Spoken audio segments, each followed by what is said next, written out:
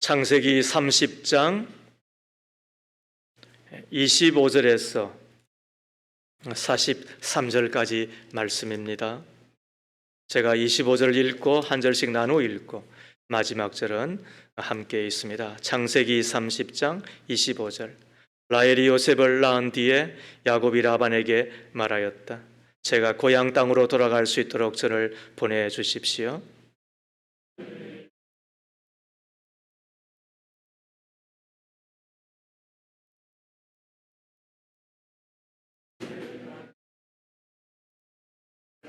라반이 그에게 말하였다. 자네가 나를 좋아하면 여기에 머물러 있기를 바라네.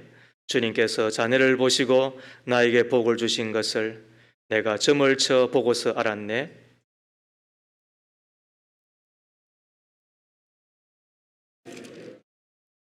야곱이 그에게 말하였다. 제가 장인어른의 일을 어떻게 해드리고 장인어른의 가축들을 얼마나 잘 보살폈는지는 장인어른께서 잘 아십니다.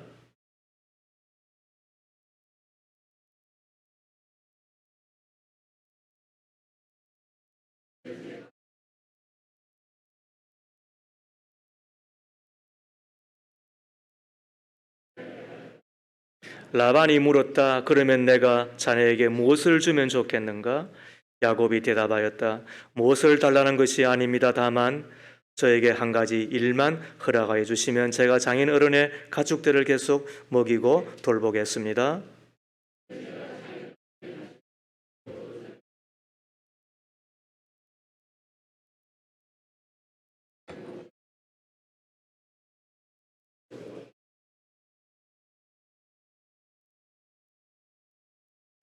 제가 정직하다는 것은 훗날 장인 어른께서 저에게 삭수로 주신 가축대를 확인하여 보실 때에 증명될 것입니다.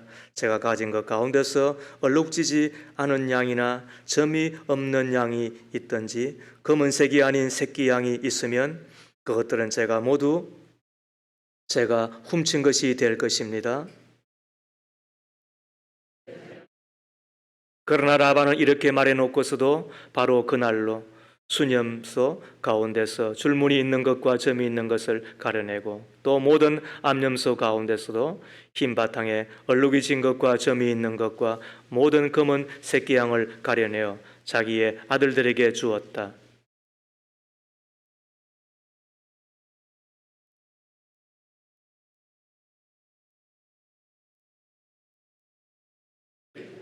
야곱은 미루나무와 감복숭아 나무와 플라타나스 나무에서 푸른 가지들을 꺾어서 껍질을 벗긴 다음에 벗긴 가지에 흰 무늬를 냈다.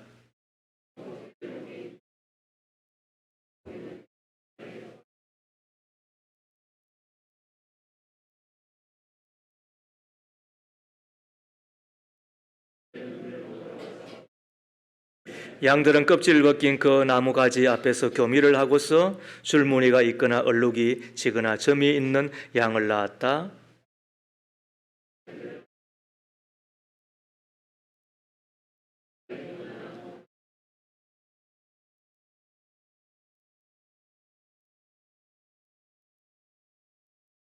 야곱은 튼튼한 암컷들이 교미할 때에는 물먹이는 구유의 껍질을 벗긴 가지들을 놓아서 그 가지 앞에서 교미하도록 하곤 하였다.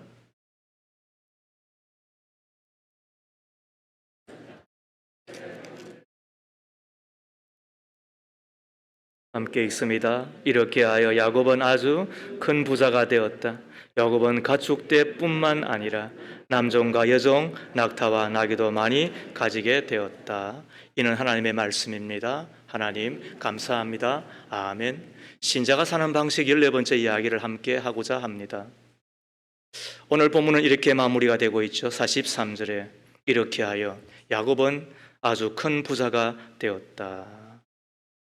그런데 우리가 조금만 곰곰이 생각해 보면 야곱이 큰 부자가 되는 것이 여의치 않아요.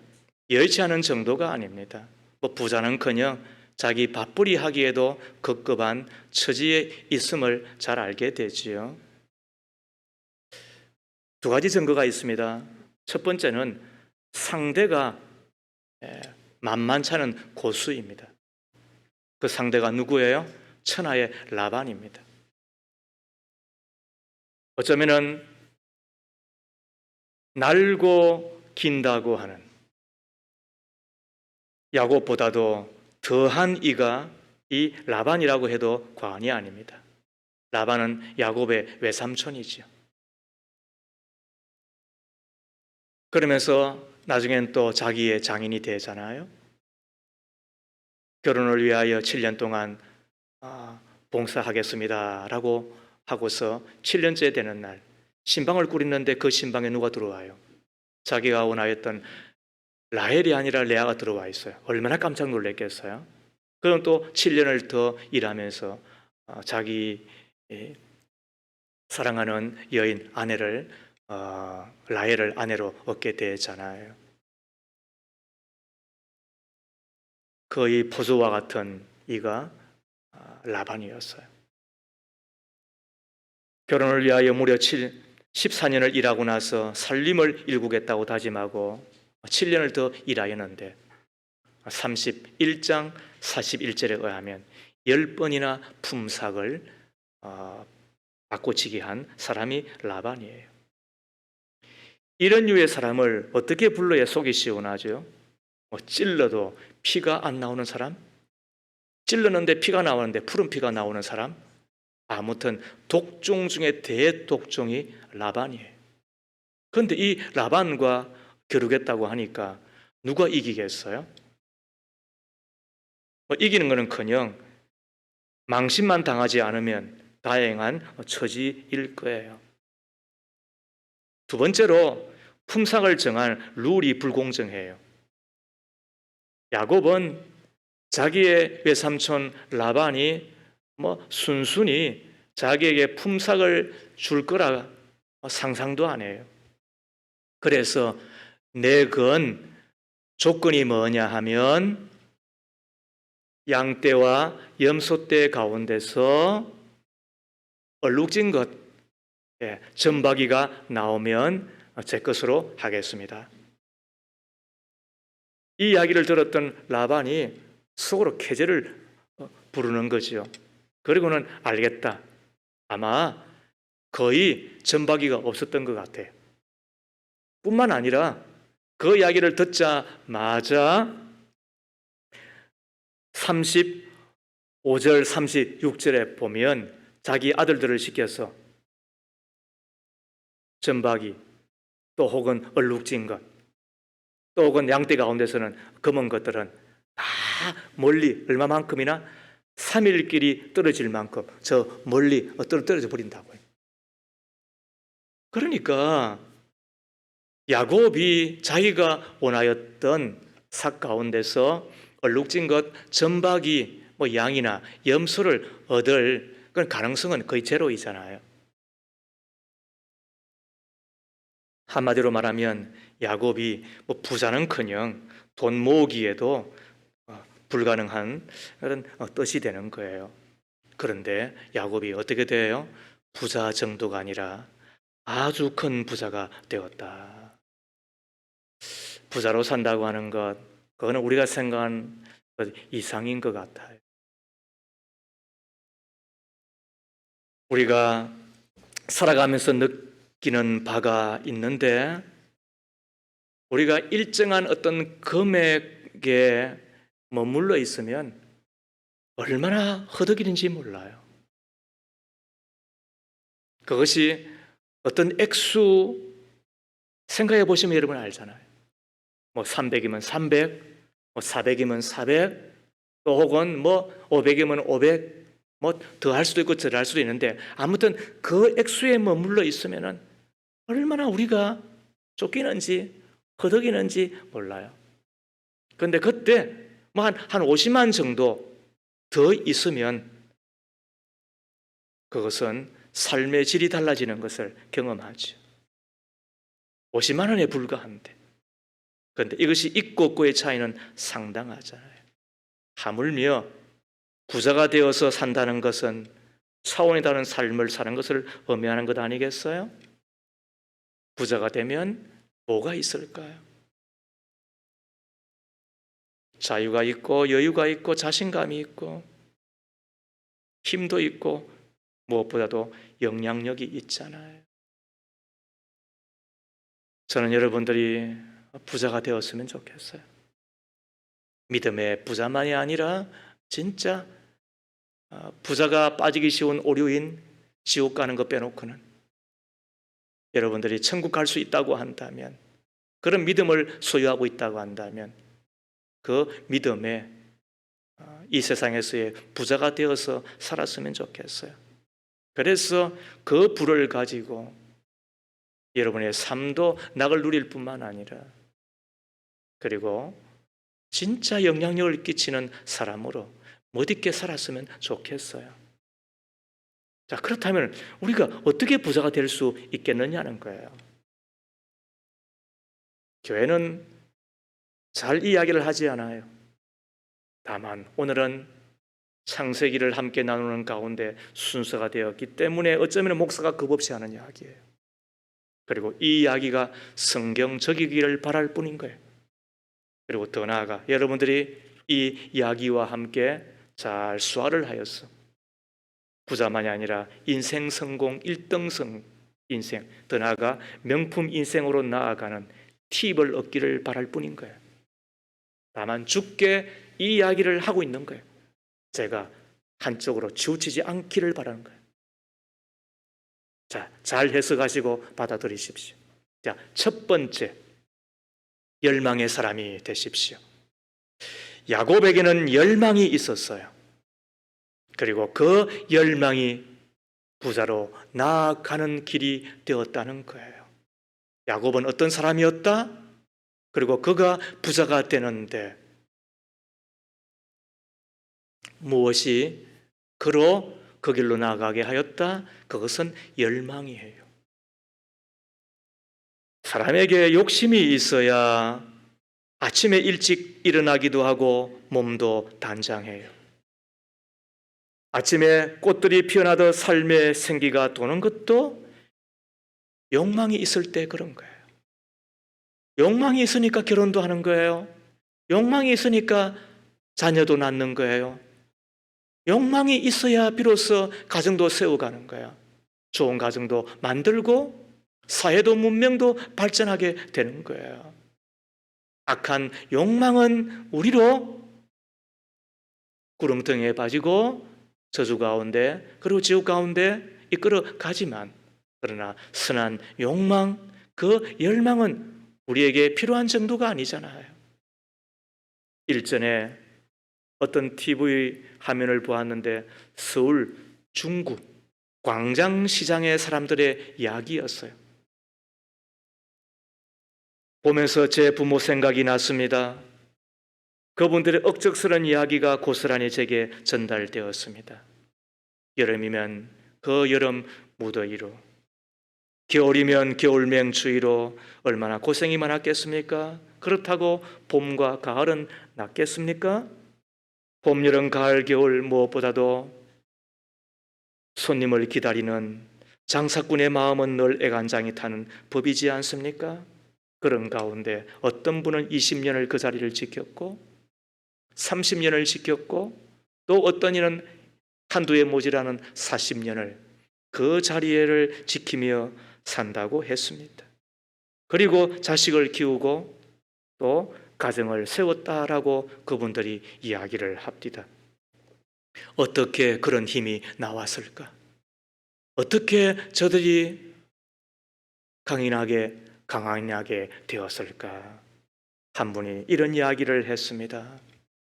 가난 때문에, 절박하였기 때문에 제가 이 일을 아니할 수 없었다라고. 몸이 아플 때 자리에 눕고 싶고 어떤 때는 잠도 더 자고 싶었으나 하루라도 내가 나가서 물건 팔지 아니하고 하루라도 손님 맞지 아니하면 자식들 어떻게 먹이겠느냐고, 어떻게 이 가난을 이길 수 있겠느냐고. 그래서 저들은 꾸역꾸역 그 힘든 몸을 이렇게 세우고 비틀거리면서도 그 자리에 나와서 그래서 사람 만나고 그래서 돈 벌어놓으라고 그 가난이 그 절박함이 이웃에 나오게 했다고 그래서 어느 정도 자식도 키워내고 집도 장만하고 살만하다고 하는 이야기였어요. 여러분 어떻습니까?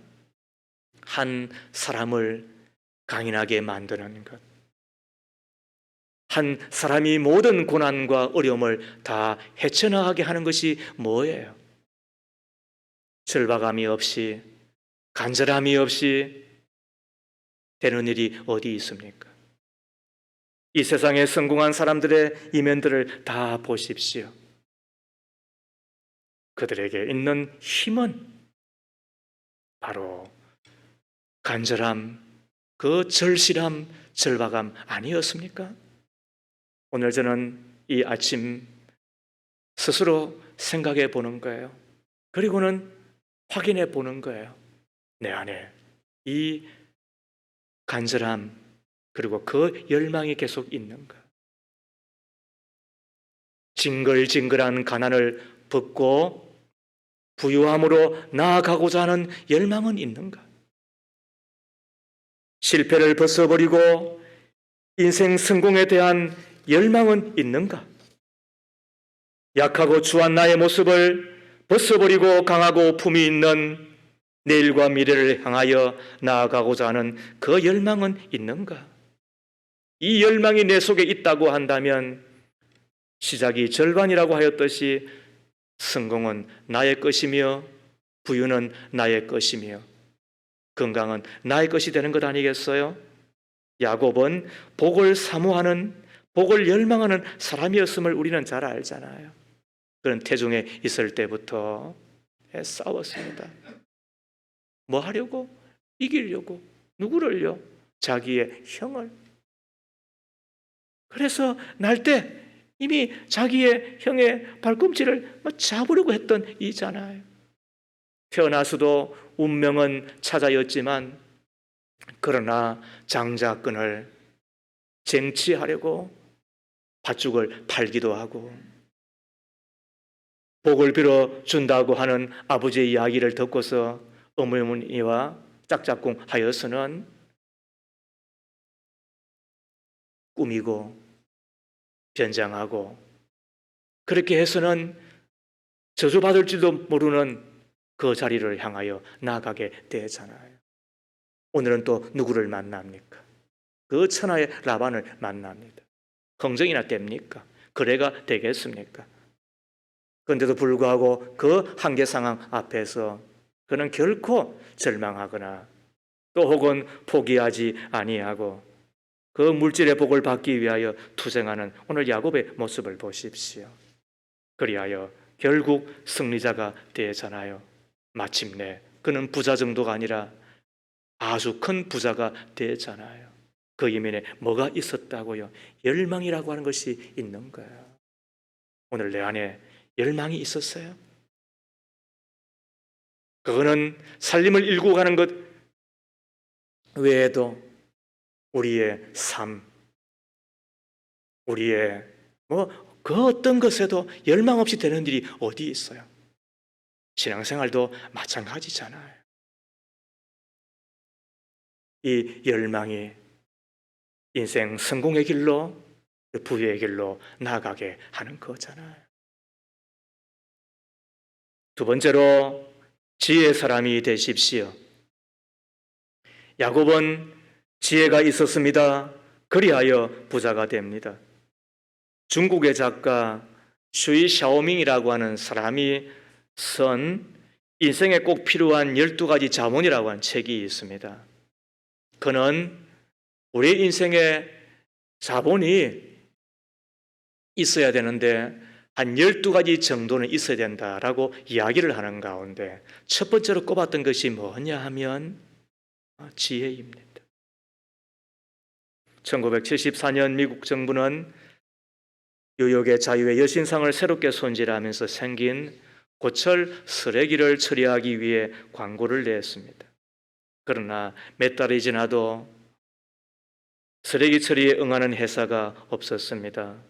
한 유대인 사업가가 불란서 여행을 하고 그러다가 이 광고 내용을 접하게 되었는데 그는 그 여행 일정을 급히 마무리하고 뉴욕으로 달려갔습니다. 그리고는 자유의 여신상 아래 산더미처럼 쌓인 새 조각과 목재들을 보고서 조건 없이 계약에 서명을 하지요. 뉴욕에 있는 쓰레기 회사, 처리 회사들은 얼마나 어리석다고 비웃었겠어요. 그러나 그 유대인 사업가는 사람들을 고용하여 쓰레기를 분류하게 되는데 새 조각을 모아서는 작은 자유의 신상을 만들었대요. 목재를 가공해서는 여신상의 단을 만들었대요. 아연과 철로는 요욕 광장의 열쇠를 만들었대요. 심지어 자유의 여신상을 감싸고 있었던 회색 천도 잘라서 꽃집에 포장지로 팔아 넘겼대요. 이렇게 3개월이 지났는데 그가 남긴 수익이 얼마인 줄 알아요? 우리가 흔히 이야기하는 10만 프로를 남겼습니다. 몇 배예요 그러면? 10,000배라고 그래요. 우리 집사님 요즘 이율이 몇 프로예요? 적금 붓고 계시지요? 보험도 넣고 계시지요? 그런데 이분은 뭘 썼어? 머리를 썼어. 얻은 게 뭐예요? 지혜예요. 그걸 가지고 몇 프로를 남겨요? 10만 프로를 남겼어요. 아, 사업가는 남다르구나 이렇게 생각하지 말아요.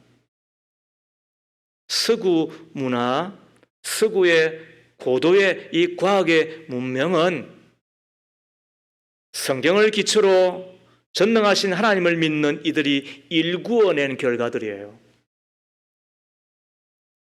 그리고 우리도 전능하신 하나님께서 사람을 만드실 때에 주신 하나님의 형상을 갖고 있는 동일한 사람들이에요. 시대마다 어려운 시대가 없는 시대가 어디 있어요? 누군들 다 문제없는 이가 어디 있겠어요? 네, 그때마다 시기들을 선도하고 그 길을 개척하며 혹은 앞장서고 혹은 그 길을 만들어내면서 성공했던 사람들에게 늘 있었던 게 뭐예요? 그게 지혜예요. 이 지혜는 어디서 나오는 걸까요? 생각에서 나오는 거예요. 그래서 생각하며 사셔야 되는 거예요. 그 생각을 위해서 가장 좋은 방법이 뭘까요? 그거는 책을 읽는 거예요. 책을 읽으면서 혹은 선현들이 또 혹은 천재적인 그 작가들이 그 한 책을 적기 위하여 어떤 때는 수년, 어떤 때는 10년, 20년 동안 자료를 모집하고 그 주제에 맞는 글들을 적어낸 것을 우리는 내 것으로 진짜 말 그대로 10,000원, 20,000원을 주고 우리가 취할 수 있는 거예요. 여기에 더하여 글을 적을 수 있다고 한다면 그는 금상첨화예요. 그때 생각은 깊어지고 생각은 높아지고 생각은 넓어지는 거예요. 잊지 마십시오. 그 생각의 차이가 수입의 차이가 되는 거예요. 오늘 야곱을 보십시오. 37절 이하에 야곱은 미루나무와 감복숭아 나무와 플타나스 나무에서 푸른 가지들을 꺾어서 껍질을 벗긴 다음에 벗긴 가지에 흰 나무를 무늬를 냈다. 야곱은 껍질을 벗긴 그 흰 무늬 가지들을 물먹이는 구유 안에 똑바로 세워놓고 양떼가 와서 물을 먹을 때에 바로 눈앞에 세워놓은 그 가지들을 볼 수 있게 하였다. 양들은 물을 먹으러 와서 거기에서 교미를 하였다. 양들은 껍질 벗긴 그 나무가지 앞에서 교미를 하고서 줄무늬가 있거나 얼룩이 지거나 양이 있는 점이 있는 양을 낳았다. 이런 걸 보고 뭐라 그런다? 잔머리 굴린다? No. 머리 쓴다? Yes. 이걸 뭐라 그런다? 지혜라고 이야기한다. 어디서 배웠다? 14년 동안의 이 목동 생활을 통하여 야곱은 2가지를 깨닫게 됩니다. 첫 번째는 양은 물을 먹을 때 교미를 하는 거구나. 두 번째, 눈에 보이는 것에 따라서 일정한 이상의 영향을 받는 거구나. 그렇다면 내가 삼촌에게 흥정하듯이, 예? 자기의 삭으로 받기 위하여 내건 것이 있었는데 뭐예요? 다 분리했죠. 점 있는 것은. 그래서 이제는 자기가 기르는 양과 염소 가운데서 점박이가 하나도 없단 말이에요. 그런데 지금까지의 경험을 통하여서 생각하잖아요. 그리고는 이제는 지혜를 발휘하는 거예요. 교미할 때 물을 먹는 그 양들 앞에 껍질을 벗긴 나무를 세워서 그 물이 어른어른 거리는 것을 보고, 아, 양들이 점박이를 낳겠구나. 그리하면 내 것이 되겠구나.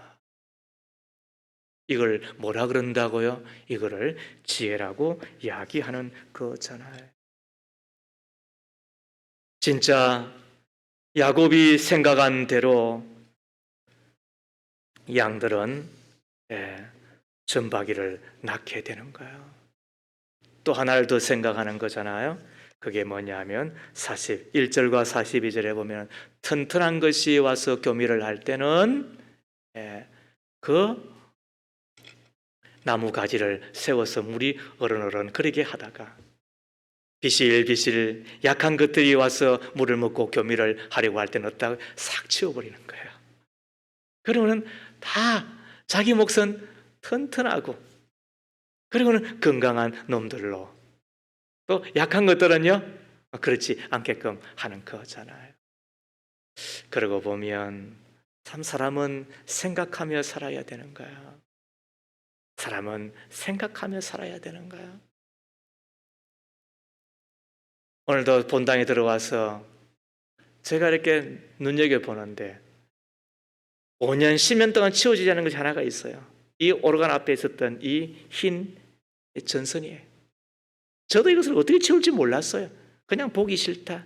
그래서 할 수 있는 하나가 뭐냐면 그냥 길게 늘어져 있는 거 그냥 이렇게 좀 팽팽하게 해놓으면 눈에. 근데 오늘 봤더니 뒤로 돌려가 이렇게 해놨네. 우리 이 목사가. 이걸 보고 뭐라 그런다? 생각 끝에 나오는 최소한의 지식 그리고 지혜라 그런다. 내 것이라고 여기면 나오는 거예요. 그리고 생각할 때 나오는 거예요. 이 하나하나의 차이가 뭐라고요? 그게 수입의 차이? 오케이. 그게 뭐다? 인생의 차이? yes. 그게 뭐라고? 명품의 차이인 거예요.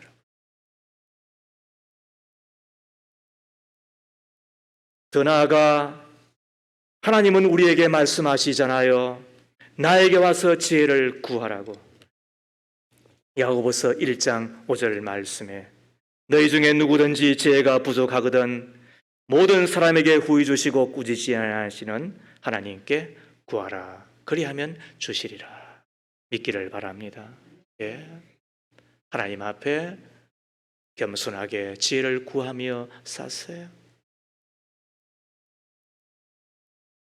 우리가 큰 지혜 있으면 좋겠죠. 학자 되니까. 우리 가운데 큰 지식이 있으면 좋겠죠. 그걸 가지고 대기술자 되고 전문가 되니까. 그러나 어쩌면은 그런 만큼 쓰이는 것이고 또 자기의 분봉만큼 살아가는 것이니까. 어쩌면은 우리 안에 사소하게 여기고 하찮게 여길 수밖에 없는, 그러나 지나고 나면 그것 있었기 때문에 성공하였고 그것 없었기 때문에 하찮고 천한 인간 되는 것들이 얼마나 많이 있어요. 그것 때문에 넘어졌고 그리고 그것 없었기 때문에 살아난 것이 얼마나 많이 있어요. 그 유명하다고 하는, 그 대단하다고 하는, 그리고 한 시대를 풍미했다고 하는 이들이 그냥 술 한잔 처먹고 그리고는 손 잘못되었다가 그냥 낙마하고 끝나버린 사람들 있잖아요. 그걸 뭐라 그런다? 어리석음? 그렇습니다. 그런데 바보처럼 미련하게 그때 눈치 보며 내 마음대로 안 살았는데 그것 때문에 내가 산 거예요. 그걸 뭐라 그런다? 그걸 지혜라 그런다. 그거는 누가 주시는 거다? 위에서부터 하나님이 주시는 거다. 그래서 잠언 2장 6절은 이렇게 말씀합니다. 대저 여호와는 지혜를 주시며 지식과 명철을 그 입에서 내시며 라고 이야기하고 있는 것입니다. 모든 좋은 것은 다 주께로 올 뿐만 아니라 지혜도 지식도 명철도 위로부터 임하는 것입니다. 그것이 신령한 것이고 그것이 깨끗한 것이고 그것이 우리 가운데 결정적으로 도움이 되는 거잖아요. 지혜 얻기를 주의 이름으로 축복합니다. 그 지혜를 가지고 우리가 살아가기 위하여 생각하며 사십시오. 그리고 글을 많이 읽으십시오. 글쓰기 하면 더 좋습니다. 무엇보다도 주를 가까이 하는 가운데 겸손하게 주님을 향하여 우리가 지혜를 얻어, 오늘 이 시간도 지혜가 쏟아지는 시간이잖아요. 그거 가지고 살아 인생 성공의 길을 걸어가고 야곱처럼 부자 되기를 주의 이름으로 축복합니다. 야곱은 지혜의 사람이었습니다. 세 번째로 성실한 사람이 되십시오. 야곱은 맡은 일에 얼마나 성실하였는지 몰라요.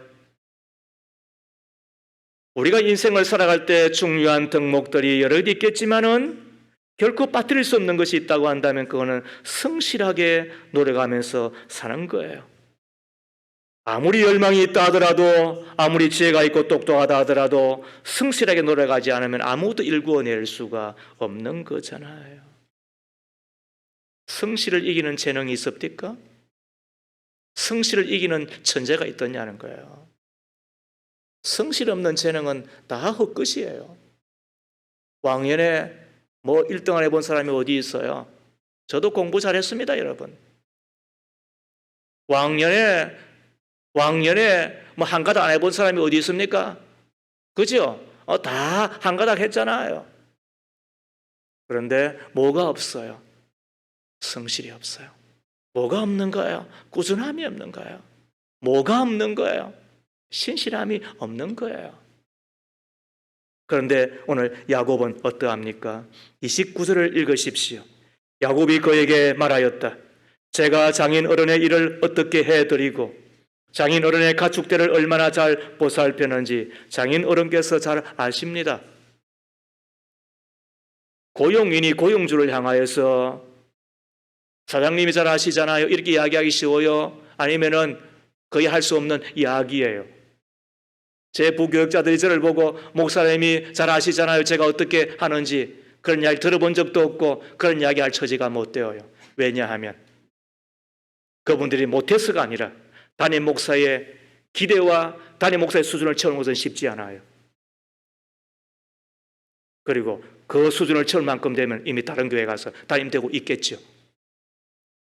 팔로우들은 어쩌면 늘 배워야 되는 입장일 뿐만 아니라 그러나 그 기대를 채우기 위하여 최선을 다하지만 그러나 이런 이야기 하는 것은 쉽지 않다는 거예요.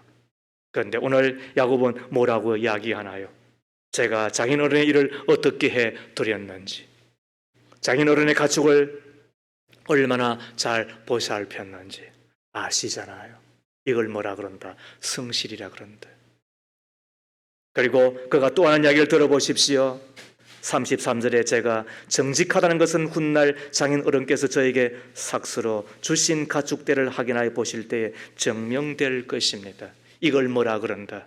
성실과 정직이 합쳐질 때 그때 서구인들이 한 사람을 평가할 때 쓰는 단어 하나가 있어요. 그게 뭐냐면 인테그라트예요. 탁월성이에요. 바로 그렇게 말하는 거예요. 야곱에게 이거 있는 거예요. 우리는 야곱을 향하여서 늘 잔물이 굴리는 놈, 얍삽한 놈, 자기밖에 모르는, 그래서 저 근성, 저 기질 가지고 어떻게 살겠느냐고. 그래서 나는 야곱만큼은 된다고. 예, 되었으면 좋겠습니다. 그러나 야곱에게서 부인할 수 없는 것이 뭐라고요? 그에게 있는 이 인테그라티, 성실과 정직해. 부인할 수 없는 이 탁월함이 그의 열망과 그의 지혜에 더해졌을 때 폭발력을 갖는 거예요. 서구 사회가 바로 이것 때문에 저는 선진 사회가 되었다고 믿어요. 후진 사회의 특징이 뭐냐면 나태와 게으름이에요. 후진국으로 갈수록 사람들이 진지함이 없어요. 눈앞에 보이는 자기 이익이 없으면 전혀 움직이지를 않아요. 원래 우리나라에도 좀 그런 근성들이 있다 그랬잖아요. 그렇죠? 그래서 일당을 주면 오전 일 다 마치고 막 죽을 때 살동 다 하고 집에 가버려요. 그런데 월급을 주면 어떻다고요? 세워라 내워라. 한 달 지나도 일 안 끝나나요? 뭐 두 달 지나도 일 안 끝난다고요.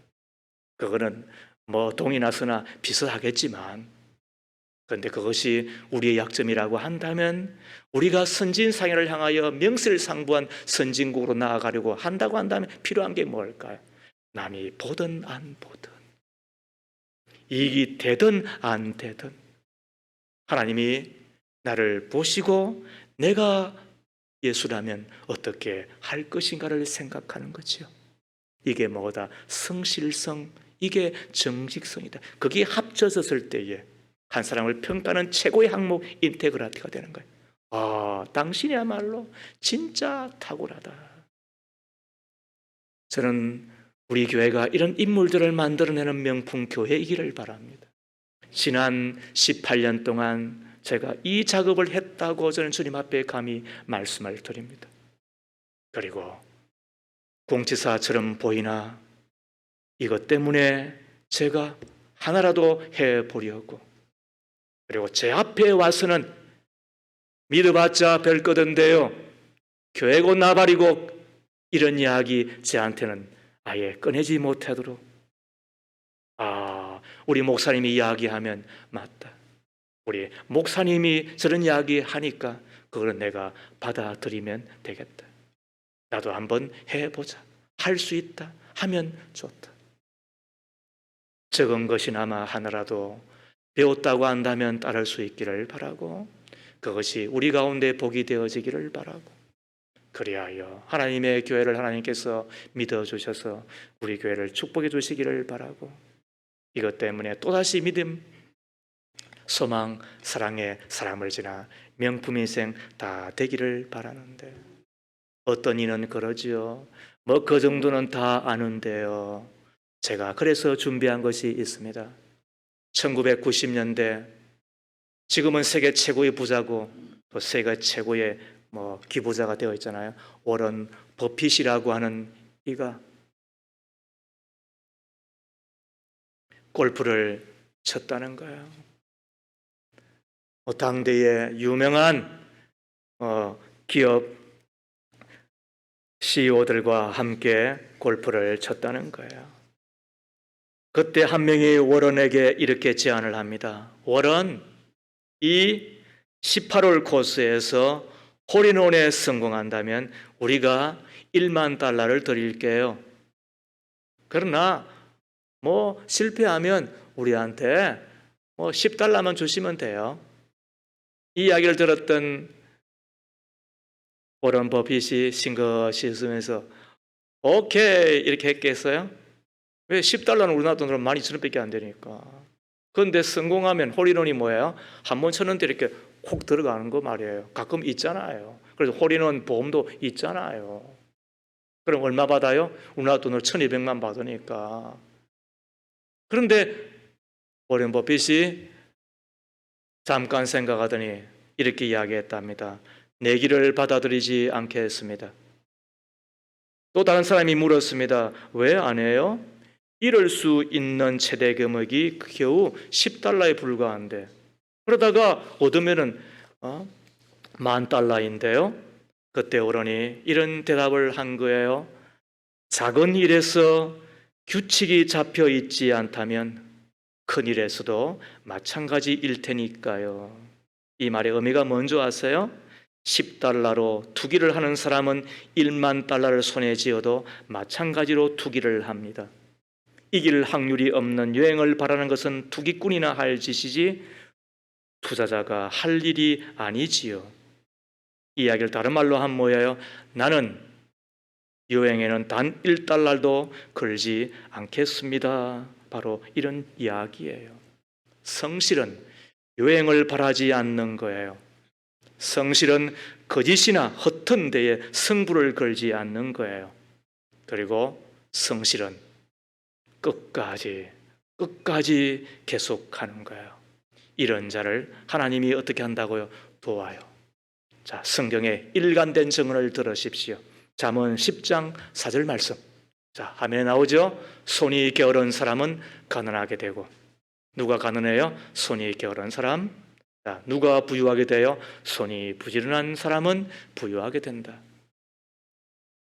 잠언 12장 27절 말씀에 게으른 사람은 사냥한 것도 불에 구우려 하지 않지만 부지런한 사람은 귀한 재물을 얻는다. 잠언 13장 4절 말씀에 게으른 사람은 아무리 바라는 것이 있어도 얻지 못하지만 부지런한 사람의 마음은 바라는 것을 넉넉하게 얻는다. 믿으시면 아멘. 이것이 성경이 창세기부터 요한계시록까지 일정하게 꾸준하게 우리에게 말하고 있는 거야. 부자가 되고 싶으냐? 뭐하라? 부지런하라. 성실하라. 거기에 정직을 더하라. 그래서 제 삶의 모토가 있어요. 첫 번째는 정직하라. 거짓이 없는 정직을 말하는 건 아니에요. 하나님의 말씀을 따라 사는, 그게 다윗의 정직이었거든요. 두 번째로 정직한 사람이 교만하니까, 그래서 겸손하라. 그리고 겸손한 사람이 나타나기 쉬우니까 세 번째로 성실하라. 이것이 제 인생의 세 가지 모토예요. 정직하게 살아라. 제 아이들이 어릴 때 저한테 거짓말하면 최고로 혼을 냈어요. 그리고 겸손하게 살거라. 최고의 겸손은 신앙이니까. 그리고 성실하게 살거라. 그리하면 반드시 성공하고 반드시 하나님이 복을 주신다. 이것이 성경이 우리에게 한 번도 예외 없이 우리에게 일러주고 있는 거예요. 있기를 바랍니다. 야곱은 성실함으로 어떻게 한다고요? 자기의 열망과 그 지혜를 모아 불어나가게 되는 거예요. 이제 마지막 하나를 더 보게 됩니다. 네 번째, 하나님만이 진정한 품삯을 주실 수 있다는 것을 믿어드려야 됩니다. 하나님만이 진정한 품삯을 내 품에 안겨 주실 수 있다는 것을 믿어야 됩니다. 다시 말하면 하나님의 축복을 믿어야 됩니다. 미국의 강철한 카네기는 가난한 방직 공장 직원으로 시작을 해서 세계적인 카네기 강철 회사를 설립한 성공 신화의 주인공이 되지요. 중요한 것은 큰 회사를 일구기 전에 초라한 방직 공장 직원으로 최선을 다해서 일했다는 점이에요. 훗날 기자들에게 자신의 성공 비결을 세 가지로 말했습니다. 첫째, 내가 너무 가난한 집안에서 태어나서 어찌하든 가난을 면해야 되겠다는 절박한 마음이 있어서 아주 작은 일에도 최선을 다했습니다. 둘째, 지금은 비록 가난하지만 부자를 존경하고 부자를 닮겠다는 집념이 있었습니다. 셋째, 나는 가난하고 공부를 못해서 무식했으므로 오직 전능한 하나님께서 내 삶을 맡아주시고 1등 인생으로 이끌어 주시기를 계속 간구했습니다. 카네기는 가난하고 무식했대요. 스스로 느낀 거죠. 그러나 좌절하지 않고 더욱 전능자 하나님을 믿었대요. 그리고 1등 인생으로 이끌어 주시기를 하나님 앞에 간절히 기도했대요.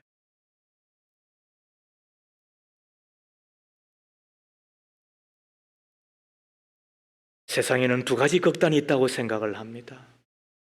하나의 극단은 하나님을 믿고 그리고는 하나님께 맡기고 자기는 아무 일도 하지 않는 사람이에요. 이런 사람은 믿음이 좋은 것처럼 보이나 하나님을 근신시키는 사람이에요. 두 번째 극단은 하나님을 예면하고 자기 일을 처음부터 끝까지 살피고 걱정하느라 스트레스 받다가 제풀에 꺾여 빨리 죽어버리는 사람이에요. 둘 다 극단이에요. 그러나 카네기는 이런 극단에 빠지지 않고 작은 일에 최선을 다해요. 최선 위에 하나님의 은혜를 겸손히 구해요. 그리하여 1등 신자 되잖아요. 이분의 글에 의하면 그는 자기만 성공한 것이 아니라 자기와 함께하는 사람들을 성공시켜 드립니다. 그래서 이 사람을 통하여 무려 40명의 백만장자가 나오게 됩니다. 얼마나 못 있어요. 얼마나 명품 인생인 거예요.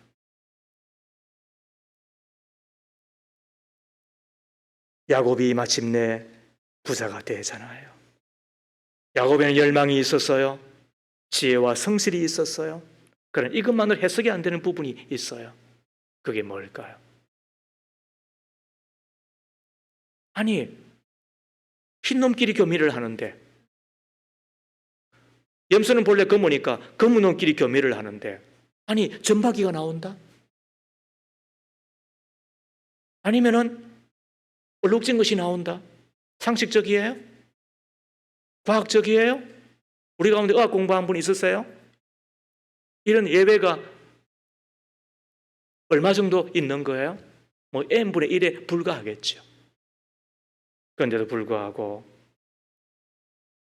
이 야곱의 결과는 뭐예요? 부자가 되잖아요. 어떻게 이것이 가능했을까? 31장 7절 이하를 한번 보십시오. 37장 7절에 장인 어른께서는 나에게 주실 품삯을 10번이나 바꾸어 치시면서도 지금까지 나를 속이셨어.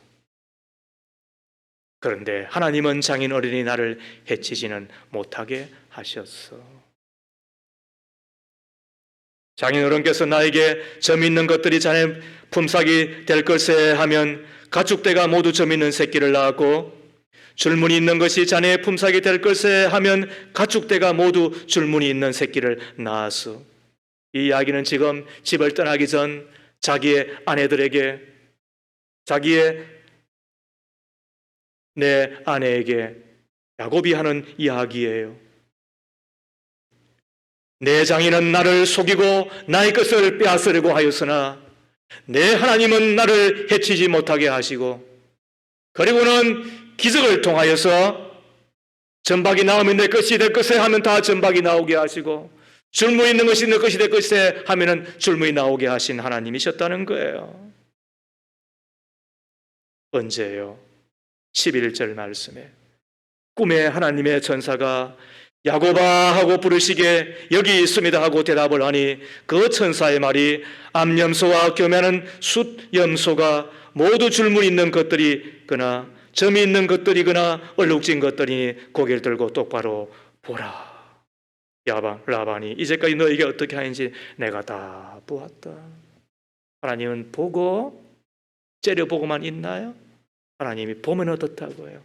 저도 저희 집에 화분을 보면 어떻게, 화분이 얼마나 좋아하는지 몰라요. 제가 물 다 주니까 제 아내는 다 주기는데, 그래서 저 사람 손 안 돼요.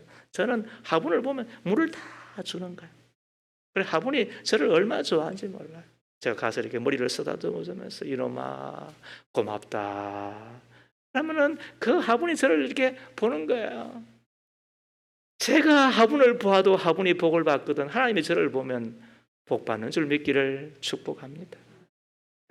이것이 야곱이 받은 뭐예요? 성실 인생 위에 은혜 인생인 거예요. 여러분 이거는 유명한 말이니까 적어놓으세요. 성실 인생 위에 은총 인생인 거예요. 내가 애쓰고 힘쓰고 노력하고 땀 흘린 그만큼 가는 것 성실 인생이에요.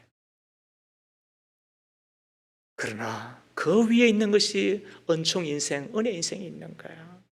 살다 보면 바람 불잖아요. 파도 치잖아요. 비틀거릴 수 있잖아요. 그때 돛대에 단 그 돛이 바람을 받는 것만큼 빨리 가잖아요. 멀리 가잖아요. 이게 뭐야? 그게 하나님의 그 성령의 바람이 불 때, 하나님의 은총의 바람이 불 때, 하나님의 보좌 앞에 나아갔을 때에 그 보좌에서 흐르는 생수의 복락의 강수가 나에게 흘러넘칠 때에 그때 우리는 기뻐 뛰며 춤추며 노란 인생 될 뿐만 아니라 그때 성공 인생, 1등 인생, 명품 인생을 향하여 나아가게 되는 거예요. 그렇다면 세 가지를 하십시오. 첫 번째, 하나님을 경외하며 사십시오. 잠언 22장 4절 말씀에 겸손과 여호와를 경외함의 보상은 재물과 영광과 생명이라고 그랬어요. 여기서 생명은 장수고 영광은 영예예요. 한 인생을 지극히 높이는 것, 한 인생을 수명만큼 살되 장수하게 주시되 재물을 주시는 이는 누구예요? 여호와인데 어떤지 할 때 내가 겸손하게 여호와를 경외할 때인 거예요. 예배하며 사세요. 하나님 앞에 까불지 말아요. 주의 날을 내 마음대로 개떡처럼 쓰지 말아요. 그런 사람이 무슨 놈의 복을 받겠다고 하는 거예요. 그런 거는 받아도 누리지도 못하고 단명하고 마는 거예요. 그러므로 여호와를 겸손하게 경외하며 사십시오. 두 번째로 많이 심으며 사십시오. 고린도후서 9장 몇 절이에요? 6절에 요점은 이러합니다. 제 말이 아닙니다. 성경입니다. 적게 심는 사람은 적게 거두고 많이 심는 사람은 많이 거둡니다. 많이 심으세요. 특히 주를 향하여 많이 심으세요. 다 거두게 됩니다. 그거를 간증하고 그것을 자랑하고 그것을 가지고 전도하고 그것을 가지고 축복하며 살아가는 것이 그게 신자예요. 그러므로 많이 심으십시오.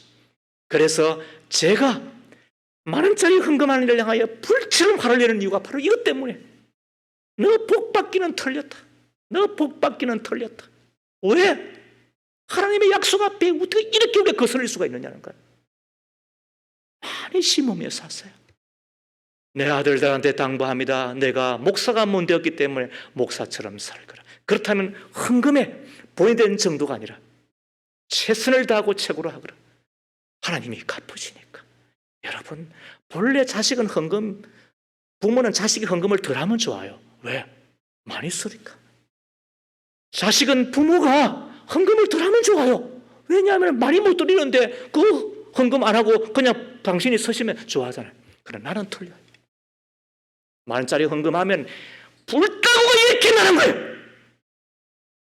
그러나 내 자식들이 헌금을 막 하냐고 살면 내가 마음껏 축복하는 거야. 너는 잘 살 거다. 너는 복 받고 살 거다. 하나님의 약속이니까. 세 번째로 나누며 구제하며 사십시오. 잠언 11장 24절 25절 흩어 구제하여도 더욱 부하게 되는 일이 있나니 과도히 아껴도 가난하게 될 뿐이니라. 우리 가운데 가도하게 아끼는 분이 있어요. 제가 그래요. 너 가난하게 살거라. 제가 그래요. 너 가난하게 살거라. 너는 주어도 너는 축구짓 하니까 너는 줄 필요도 없다. 제가 그래요. 그러나 흩어 구제해도 더욱 부하게 되는 일이 있다 그랬어요. 구제를 좋아하는 자는 풍족하여질 것이요 남을 윤택하는 자는 자기도 윤택하여지리라. 저는 이 말씀을 믿어요. 그리고 제가 그 삶을 살고 싶은 거예요. 하나님이 창세기 26장 말씀에 이삭이 농사하여 100배를 얻었다라고 하는 그 이야기를 듣고 제가 했죠. 옛날에 바퍼 목사님, 최일도 목사님이 우리 대학부에 왔을 때 그 강의를 하고 천사병원을 짓겠다고 했을 때에 100만 원, 지금부터 30년 전이에요. 100만 원 헌금하고 천사회원 1,004명의 회원에 들어가면 저쪽에 천사병원 짓겠다고 했을 때에 제가 그때 아마 한 10몇 번째 제가 헌금했을까요? 오른손이 한 것을 왼손이 모르게 한 이야기는 남편이 한 것을 아내가 모르게 하라는 것이니까 제 아내가 이제 하는 거예요. 그러고 난 이후에 하나님이 저에게 뭘 주셨다? 100배 복을 주셨다. 아니 1000배 복을 주셨다.